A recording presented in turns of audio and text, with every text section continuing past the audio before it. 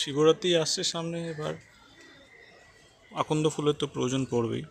আকন্দ ফুলের অনেক ভেষজ গুণও আছে গাছের আর কি। তো আমি আসছি গাছটাকে দেখুন, আমি একটা জায়গায় গেছিলাম বেড়াতে, রাস্তার ধারে হয়েছিল। তো সেই আকন্দ ডাল নিয়ে এসে আমি বসিয়েছিলাম এবং প্রথমবারে সফল হয়নি, একবার দুবার তিনবার করতে করতে একটা সময় কিন্তু আমার সফলতা এসেছে। এবং কোন সময় যে, আমি আগেও বলেছি যে কোন সময় আপনি ডাল কাটিংটা বসাচ্ছেন তার ওপরে। তো এটাকে আমি যে সময় বসিয়েছিলাম সফলতা আমার সেটাতেই এসেছে। আমি বর্ষার সময়তে বসিয়েছিলাম। আজকে এরকমভাবে আমার কাছে গাছের ব্রাঞ্চও বেরোচ্ছে, ফুলও বেরোচ্ছে। এগুলোরই কাটিং আমি এখানে আবার বসিয়ে দিয়েছি।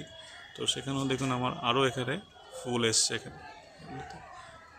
তো আকন্দ গাছগুলো কিন্তু এরকমভাবে একটু ভাঙলে একটা সাদা আঠা মতো বেরোয়, এটাকে ভেঙে দিয়ে বসিয়ে দেবেন একটু নরম মাটিতে, ও কিন্তু ধরে যাবে।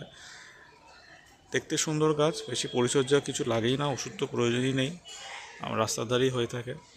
তো আমাদের ভোলে বাবার পছন্দের ফুল আকন্দ, শিব ঠাকুরের পুজোতে লাগে। তো সবাই করতে পারেন ঘরেতে, টবেতেও হবে, ছোটো ছোটো জায়গাতেও হবে।